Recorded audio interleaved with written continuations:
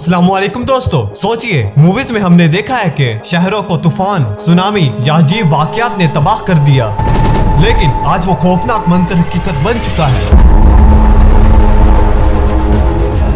आज हमारी जमीन, हमारा मौसम और हमारी जिंदगी उसी तबाही की तरफ बढ़ती जा रही है। इन सब की एक ही वजह है और वो है climate change. NASA says global sea levels rose by more than expected last year. The agency blamed an unusual amount of ocean warming combined with water from melting glaciers. 2024.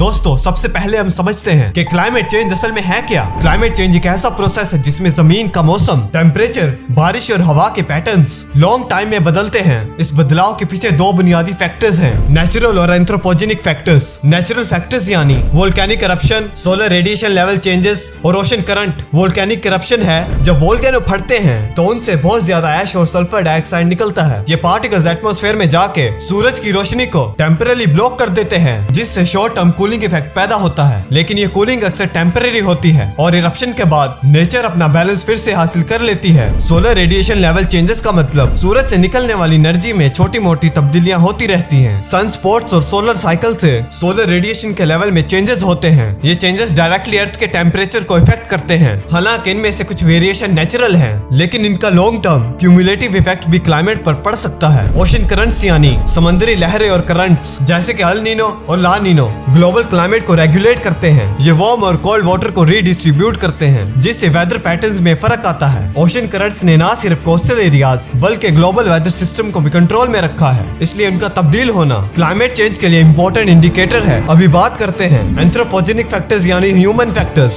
To climate change, जैसे fossil fuel burning और industrialisation, urbanisation. Fossil fuels का मतलब industrial revolution के बाद से हमने coal, oil और gas का एक्सटेंसिव इस्तेमाल शुरू कर दिया। इन फ्यूल्स के जलने से ग्रीन हाउस गैसेस जैसे कि कार्बन डाइऑक्साइड, मीथेन और नाइट्रोस ऑक्साइड एटमॉस्फेयर में इंक्रीज हो गए हैं। ये गैसेस ग्रीन हाउस इफेक्ट पैदा करती हैं। ग्रीन हाउस इफेक्ट यानी नॉर्मल हालात में अर्थ से निकलने वाली इंफ्रारेड एनर्जी स्पेस में चली जाती है और अर्थ को कूल रखती है। लेकिन जब ग्रीन हाउस गैसेस ज्यादा हो जाती हैं, तो इससे गर्मी ट्रैप हो जाती है, जिससे टेम्परेचर का इजाफा होता है। रिसेंट रिसर्च के मुताबिक 2025 तक कार्बन डाइऑक्साइड का लेवल 430 ppm तक पहुंच चुका है, एक अलार्मिंग राइज जो 2 मिलियन सालों से ज्यादा है। ये इंक्रीज ट्रैपिंग ऑफ हीट न सिर्फ टेम्परेचर को बढ़ाता है बल्कि आइस कैप्स के मेल्ट और सी लेवल्स के बढ़ने का सबब बनता है। इंडस्ट्रियलाइजेशन और अर्बनाइजेशन यानी अर्बनाइजेशन और इंडस्ट्रियल एक्टिविटीज ने फॉसिल फ्यूल्स के यूजेस को बढ़ा दिया है। इससे न सिर्फ एनर्जी प्रोडक्शन में इम्बैलेंस आया है बल्कि नेचुरल कूलिंग प्रोसेस को भी डिस्टर्ब किया है। डिफॉरेस्टेशन, एग्रीकल्चर और इंडस्ट्रियल वेस्ट मैनेजमेंट भी क्लाइमेट चेंज के एंथ्रोपोजेनिक फैक्टर्स में शामिल हैं। आईपीसीसी और नासा की डाटा के मुताबिक पिछले 150 सालों में ग्लोबल टेम्परेचर में 1.1 डिग्री सेल्सियस का इजाफा हुआ है, जिससे पोलर आइस मेल्ट और सी लेवल्स में तेजी आई है। नेचुरल फीडबैक मैकेनिज्म जैसे आइस मेल्ट के बाद जमीन का अल्बिडो यानी जो सूरज की रोशनी को रिफ्लेक्ट करके एनर्जी अब्जॉर्प्शन को कम करता है।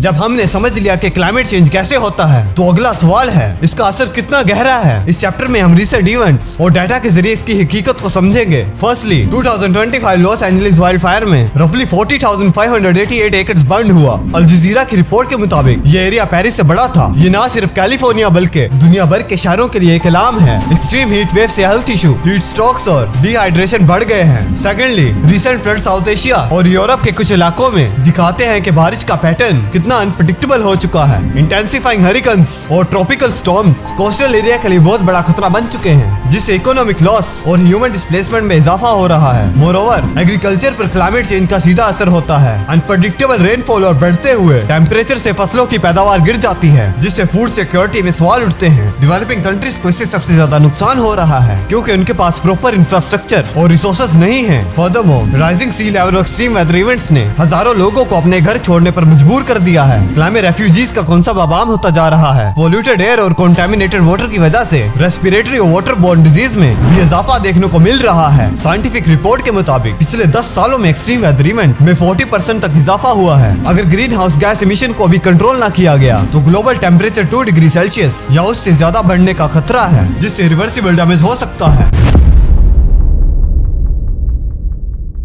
अब जब हमने देखा कि क्लाइमेट चेंज कितना गहरा असर डाल रहा है, तो वक्त है कि सॉल्यूशंस पर गौर करने का। इस चैप्टर पे हम देखेंगे कि ग्लोबल, गवर्नमेंट और इंडिविजुअल लेवल पर क्या कोशिशें की जा सकती हैं। सबसे पहले global level. Number 1, fossil fuel को रिन्यूएबल एनर्जी से रिप्लेस करना। दुनिया भर के मुल्कों को चाहिए कि वो कोल, ऑयल और गैस का इस्तेमाल बंद करके सोलर, विंड और हाइड्रो पावर एनर्जी को प्रमोट करें। इसका फायदा ये होगा कि ग्रीन हाउस गैसेस कम होगी और एयर पोल्यूशन भी कंट्रोल होगा। नंबर 2, कार्बन एमिशन को ड्रास्टिकली कम करना। ग्लोबल इंडस्ट्रीज को चाहिए कि वो अपनी फैक्ट्रीज और ट्रांसपोर्ट सिस्टम को लो कार्बन टेक्नोलॉजीज पर शिफ्ट करें। एयरलाइन और शिपिंग इंडस्ट्रीज भी बायोफ्यूल्स और हाइड्रोजन बेस्ड फ्यूल पर फोकस करें। Number 3, forest restoration. जंगल काटने से सिर्फ वाइल्ड लाइफ नहीं बल्कि क्लाइमेट भी मुतासिर होता है। कंट्रीज को चाहिए कि वो ट्री प्लांटेशन कैंपेन्स और रिफॉरेस्टेशन प्रोजेक्ट्स को प्रमोट करें। नंबर 4, स्ट्रॉन्गर क्लाइमेट पॉलिसीज बनाई जाएं। क्लाइमेट एग्रीमेंट सिर्फ कागज तक महदूद ना रहे बल्कि उनके ऊपर स्ट्रिक्ट इम्प्लीमेंटेशन हो। हर कंट्री को अपनी कार्बन फुटप्रिंट को ट्रैक करके इमिशन को रोकने के लिए लीगली बाइंडिंग पॉलिसीज बनानी होगी। दूसरा,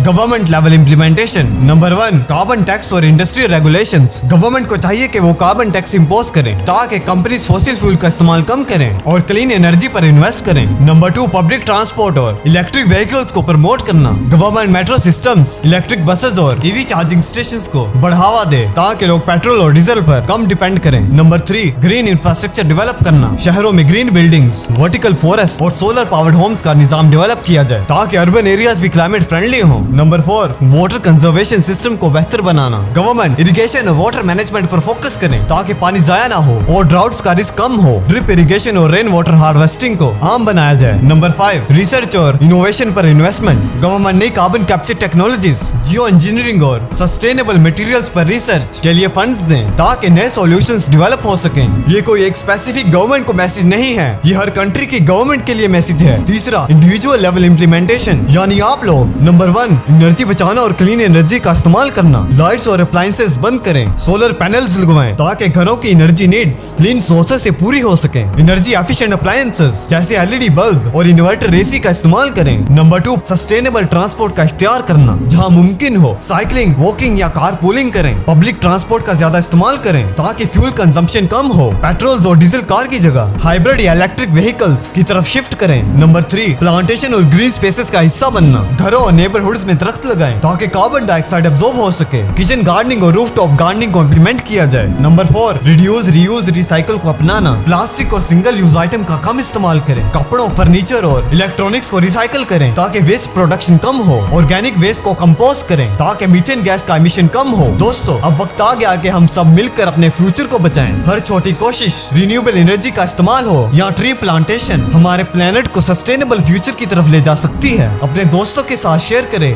और आज से ही एक्शन लें। शुक्रिया दोस्तों।